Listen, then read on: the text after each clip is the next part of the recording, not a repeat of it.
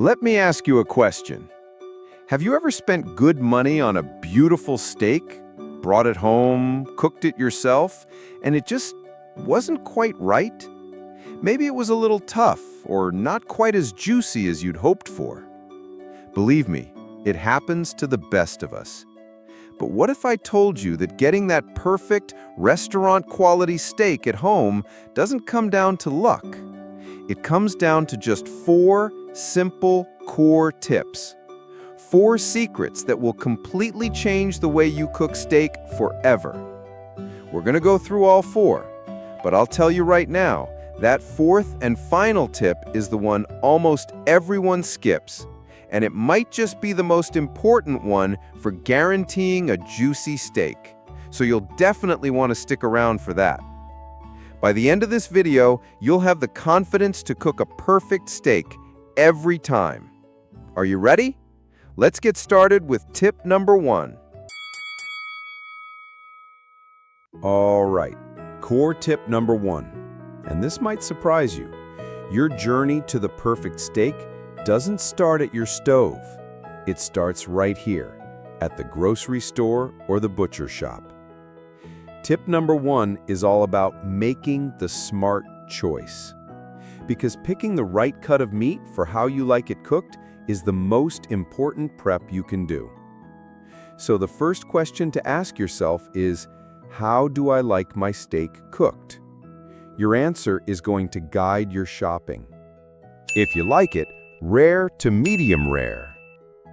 If you're someone who loves that juicy pink center, you want to look for cuts with beautiful marbling. Those are the little white flecks of fat running through the meat. Don't be afraid of it. That fat is flavor. As it cooks, that marbling melts and bastes the steak from the inside, keeping it tender and moist. Look for cuts like filet mignon, a ribeye, or a New York strip. If you like it, medium to medium well. Now, what if you prefer your steak cooked a little more, with just a hint of pink, or none at all? In that case, you want a cut that has great beefy flavor and a good texture. A classic sirloin is a wonderful, versatile choice.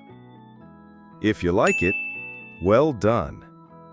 And finally, what if you enjoy a well-done steak? There's a perfect choice for you to keep it from getting dry. Look for thinner, leaner cuts like a skirt steak. They cook up quickly and hold their flavor well, especially with a good marinade. See? By thinking about your preference first, you can pick the absolute best steak for the job. What's your go-to cut? I'd love to know in the comments.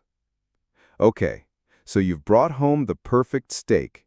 In tip number 2, we're going to talk about the single most important tool for making sure it's cooked perfectly every time.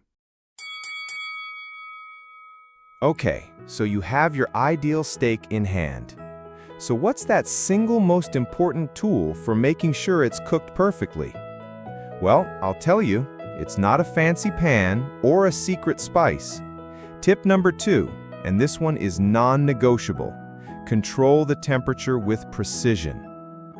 Let's be honest, have you ever tried poking a steak and just hoping for the best? We've all been there. But for consistent results, we need to eliminate the guesswork.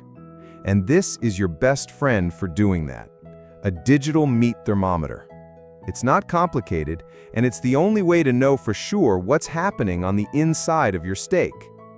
Using it is simple. Just insert the tip into the very thickest part of the steak.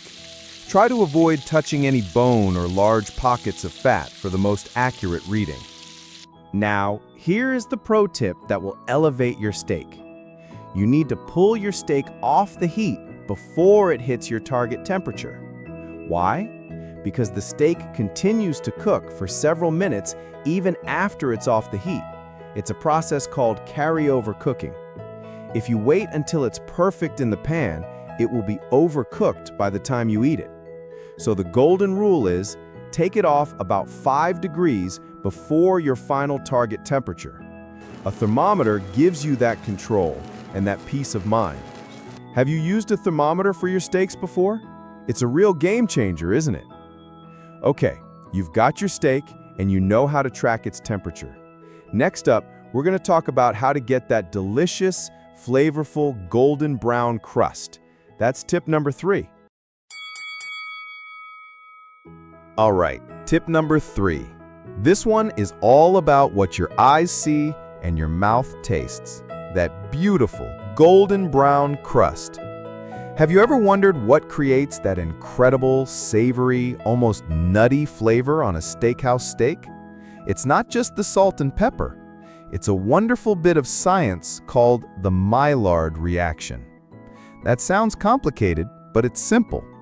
It's what happens when the meat hits very high heat. This reaction creates hundreds of new flavor compounds. Simply put, high heat equals deep flavor. So how do we create it? By following 3 golden rules. Rule number 1, the pan must be hot. I mean screaming hot. A cast iron pan is the champion here because it holds heat so well. Rule number 2, don't overcrowd the pan. This is a very common mistake. Rule number 3, the sound you're listening for is a loud, confident sizzle the second the steak hits the pan. That is the sound of flavor being created. So a hot pan, plenty of space, and listen for that sizzle. That's the formula for a perfect crust. Okay, this brings us to our 4th and final tip, the one I mentioned at the beginning that so many people skip, and the one that can make or break a juicy steak. Let's talk about the art of patience. And now we arrive at tip number 4, the final tip, and as I promised, perhaps the most important one of all. Tip number 4 is the art of patience, or what chefs call resting your steak. Now picture this. The steak is fresh off the pan. It looks perfect. It smells incredible. Everyone is hungry. What is your first instinct? To slice right into it, am I right? Stop. If you do that, you might just undo all the wonderful work we did in the first 3 steps. Why?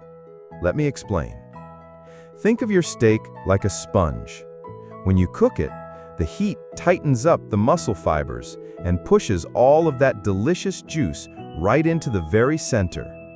Letting it rest after you cook allows those muscle fibers to relax. It gives all of that precious juice time to redistribute itself evenly back through the entire piece of meat, from edge to edge. The result? When you finally slice into a rested steak, the juices stay inside the steak, where they belong, instead of all over your cutting board. Every single bite is moist and flavorful. All you have to do is let it sit on the cutting board for 5 to 10 minutes. It's the easiest step, but it requires the most patience, and it is a total game changer. So that's the big secret so many people miss. Does knowing this surprise you? And with that, we have our 4 core tips to change the way you cook steak forever. Let's just quickly recap our 4 keys to success. It starts with making that smart choice at the store. Then, using a thermometer for precise temperature control. Creating that beautiful, flavorful crust with high heat. And finally, the secret weapon, having the patience to let it rest. With these 4 tips in your pocket, you don't need to go to an expensive steakhouse for a wonderful meal anymore. You have everything you need to confidently cook a perfect steak, one that you made, just the way you like it, right at home. I truly hope this guide has been helpful to you. If you do make a steak using these tips, I would absolutely love to hear about it in the comments below.